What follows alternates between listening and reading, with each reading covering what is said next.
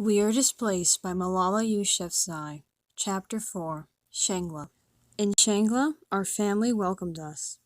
We moved back and forth between my mother's brothers and my father's brothers' houses, so we wouldn't crowd one house for too long. I liked staying with my Uncle Ajib, my mother's brother, because on our first night, his eldest daughter, Sumbul, invited me to go to school with her. I woke the first morning and got dressed for school, glad to do something that felt close to normal. That was when I realized the top I packed did not match my trousers. Sumbul smiled when she saw my dilemma and let me borrow one of her Shalmer kameez. Before, I may have teased her a bit about her country clothes, but on this day, I was grateful. After breakfast, we set off, walking the half hour to school, along a gravelly dirt road that continued up the mountain. I had so many questions about Sumbul's school, her friends, what her favorite class was. Despite worrying about when I'd hear back from my father and what was happening back in SWAT, I was excited that I could still go to school, especially since the reason I was there was because of the Taliban, who had forbidden girls to go. I liked that while I was forced to flee my own home because of their dictates, I could still defy them. I joined Sumbul's class, even though it was a grade above mine, and was amazed to see that there were only 2 other girls in the room of more than a dozen boys. I was also shocked to see my cousins and the other girls cover their faces when the male teacher entered. I did not copy her. Neither she nor the other girls spoke throughout the lesson. They never raised their hands or asked questions. When we were excused for the first break, all the boys dashed out of the room in search of snacks or the bathroom, but the girls stayed put, talking quietly with one another. I was in my own country and with my family, and yet I still felt so out of place. I spoke too much and did not look down when the teacher entered the classroom. I wasn't being disrespectful. I was just being myself, not shy in a classroom, but always polite. I asked questions, like all the boys, but was the last to be called on. On our way home, I asked Sumbul why she did not speak in class. She just shrugged, and I decided not to push her.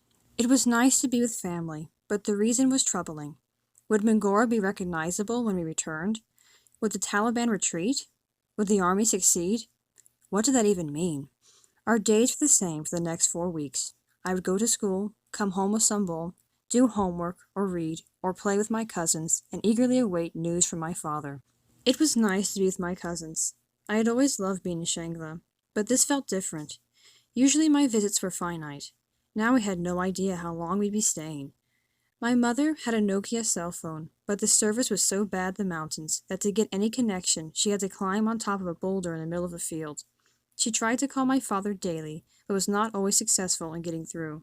Finally, after about 6 weeks, my father told us it was safe to join him in Peshawar. The trip from Shangla was not nearly as arduous. There were no army blockades, no Talibs waving us down, but we still could not get to Peshawar fast enough. When we arrived, my father was waiting for us outside the home of the friend he'd been staying with, arms outstretched, face beaming. He looked thinner, but happy. Both of my brothers were bouncing in their seats, scrambling to see who could open the car door the quickest. We all rushed him in a group hug, and my tears, for once, were from happiness.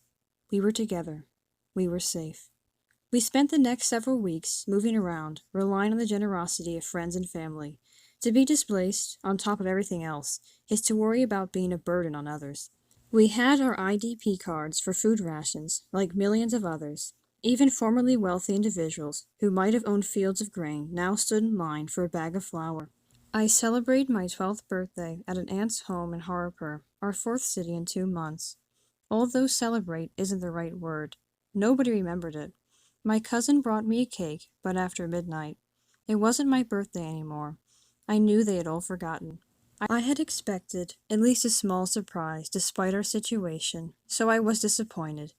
It seems silly now to think of poor little Malala feeling sorry for herself on her birthday, while so many weren't even lucky enough to be in the comfort of a family member's home.